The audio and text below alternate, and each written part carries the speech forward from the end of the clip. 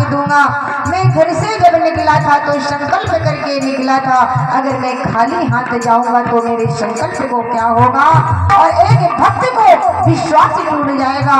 तो क्या कहने लगा, दाग लग जाएगी हार हो जाएगी, दाग लग जाएगी हार हो जाएगी, कौन मतलब के हम अपने घर जाएंगे।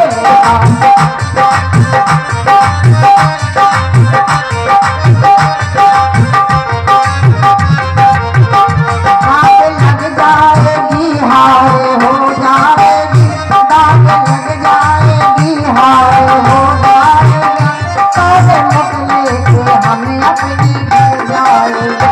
मेरे बहनों में मेरे बहनों हर कहा आती है, यदि लालन न हुआ तो मर जाए।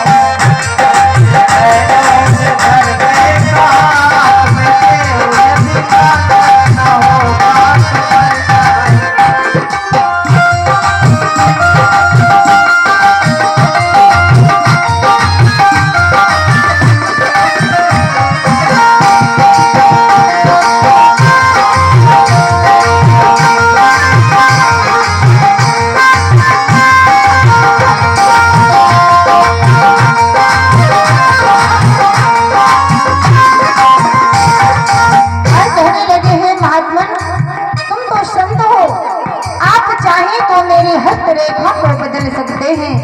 और क्या कहने लगा, सुनिए महात्मन, मुझको ऐसा तो साधु वरदान दो, साधु मुझे ऐसा वरदान दे दो, मुझको ऐसा तो साधु वरदान दे, मेरे घर के मनवा बजने लगे और फूल खिलने लगे, महकने लगे, खिलने लगे, महकने लगे, लाल खेलने लगे, मैं लाल लाल खेलने लगे, मैं लाल।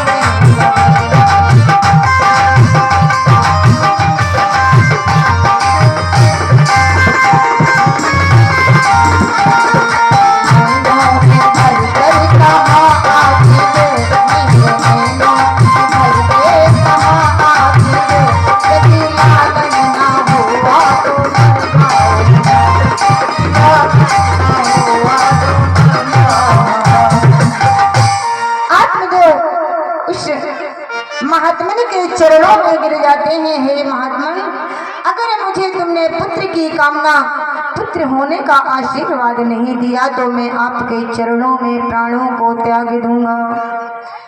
महात्मन ने कहा, ये ब्राह्मण बड़ा हठीला है। उन्होंने एक फल दिया, फल को अपने मंत्र की प्रेरणा से कहा कि जाओ इस फल अपने पत्नी को खिला देना। ये फल अपने मंत्र की प्रेरणा से उस फल को दिया और कहा, जाओ इस फल को अपनी पत्नी को खिला देना, और जब तुम्हारी पत्नी गर्भवती हो जाए। आत्मदेव वहां से खुशी होते होते उस फल को लेकर के पत्नी को दिया। इसकी पत्नी को क्या नाम था, परीक्षित जी बताएं आप। हम तो नाम है भूल गए, नहीं पता, सबको तो पता है। 4 साल से परीक्षित जी याद रखो करो है?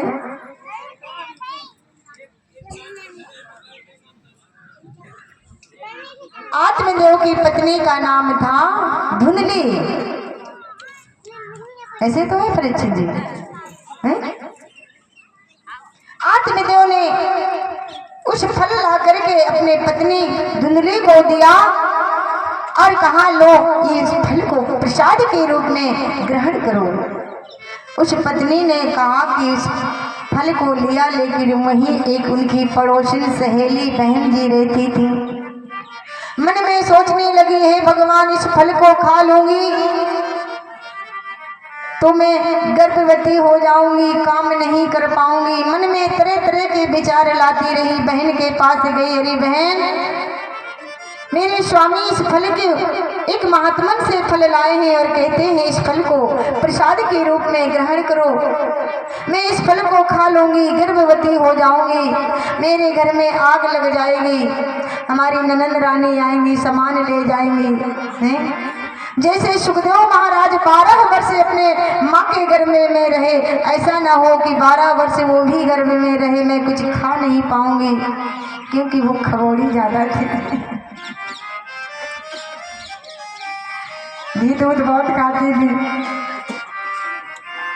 क्या करूंगी, मेरे घर में आग लग जाएगी। जैसे श्री सुखदेव महाराज जी 12 वर्ष माँ के गर्भ में रहे, दौड़ी दौड़ी बहन के पास गई। उसी समय उसकी पड़ोसन बहन गर्भवती में थी। उस पड़ोसन ने उन्होंने भी वैसे ही सलाह दे दिया, अरे बहन ऐसा करो, ये जो फल है ना, तुम्हारे घर में एक गौ माता है, इस फल को गौ माता को खिला दो, और मैं गर्भवती हूँ। आप ऐसा करो कि अपने पेट में कुछ कपड़े वस्त्र लपेट करके 9 महीने बाहर मत निकलना, और आप अपने स्वामी से कह देना कि मैं गर्भवती हूँ। जब मेरा बच्चा हो तुम मेरे से बच्चे ले लेना और मुझे अपने स्वामी से धन दिलवा देना। क्या धन दिलवा देना? उसने वही कार्य किया। आज धीरे धीरे धुंधली ने वही काम किया, अपने शरीर में कपड़े लपेट करके कमरे में रहने लगी। और जब उस बहन के पड़ोसन वाली बहन के बच्चा हुआ तो उस बहन ने उस धुंधली को उस बच्चा दे दिया। आत्मदेव आज बड़े सुंदर बधाइयाँ बजवा रहे हैं। सब बधाइयाँ बजवा करके पूरे गांव में मिठाइयाँ बंटवा रहे हैं, जिसे माखन मिश्री नंद बाबा और राजा दशरथ ने बंटवाया बड़े धूमधाम से। लेकिन आज यहाँ क्या हुआ, धीरे धीरे जब धुंधली के वो जो बच्चा हुआ अपने पास रखने लगी, एक बार कहती है, हे स्वामी मेरे दुग्ध पान नहीं निकल रहा है, क्यों ना मैं अपने पड़ोसन वाली बहन के पास कुछ दिन के लिए अपना बच्चा रख दूं, तो वही पालन पोषण करे। कुछ समय जो उस फल को गौ माता को खिलाया, गौ माता के गर्भ से जो एक बछड़ा पैदा हुआ, उसके सिर्फ कान एक गौ के तरह थे, लेकिन उसका शरीर पूरा मनुष्य की तरह था। नाम लिखवाया गया, नामकरण करवाया गया। ब्राह्मण आए, उन्होंने कहा कि क्यों ना आत्मदेव आपका नाम है तो आपके मिलते जुलते नाम इनका भी रामदेव नाम रखवा दें। धुंधली बोली, नहीं नहीं नहीं, ऐसा नहीं हो सकता, मैंने 9 महीने गर्भ में रखा है, मेरे नाम से मिलता जुलता नाम रखा जाएगा क्या? मेरा नाम धुंधली है तो मेरे पुत्र का नाम, तुम्हारे बगल में आए धुंधकारी है, मेरा नाम धुंधली है तो मेरे पुत्र का नाम धुंधकारी रखा जाएगा। आत्मदेव ने कहा कि कोई दिक्कत नहीं है। नामकरण हुआ, जो गौ का बच्चा निकला उसका गौकर्ण नाम रखवाया गया। धीरे धीरे बड़े हुए गौकर्ण, क्योंकि संत के मंत्र के प्रेरणा से उत्पन्न हुआ, और उस धुंधली का जो पुत्र था धुंधकारी, वो बड़ा अत्याचारी निकला। धीरे धीरे बच्चों के साथ खेलने लगा, मारपीट करने लगा। जब मारपीट करने लगा, पिताजी ये सब देख नहीं सकते थे। पिताजी बोले बड़ा अधर्म हुआ। उनको उस संत की बात को याद आई। संत ने कहा था, तुम्हारे इस हस्त रेखा में मस्तक पर तुम्हें 7 जन्म तक ना पुत्र की सुख शांति है, ना तुम्हें पुत्र होगा। आज आत्मदेव वन की ओर चले जाते हैं। जो गौकर्ण थे वो भी तीर्थ तिहान को चले जाते हैं। जो धुंधकारी था वो जुआ, पान, मांस, मदिरा, पर पुरुष स्त्रियों को गलत भाव से, गलत विचार से देखने लगा। जब आत्मदेव घर से बाहर निकला, गौकर्ण भी निकल गए, तो मैया निकली, मैया को भी मार पीट करके कुआं में गिरा दिया। 5 वैश्याओं को अपने घर में रख लिया, और जैसे घर में रखा एक बार उस वेश्याओं ने देखा कि चोरी चपाट करके लाता है, कुछ समय इस गांव के लोग आएंगे तो हमें भी मारेंगे और इसका तो पकड़ ले जाएंगे। आज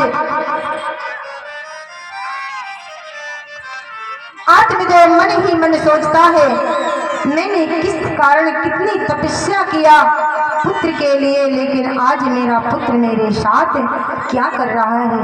मन ही मन रोने लगा और क्या कहने लगा, औलाद के खातिर इंसान, औलाद के खातिर इस मनुष्य संसार में क्या कुछ नहीं करता है। कहते हैं 12 पत्थर पूज करके कि मेरे गोद में एक औलाद आ जाए, लेकिन औलाद जब अपनी जवानी पर आता है तो माँ बाप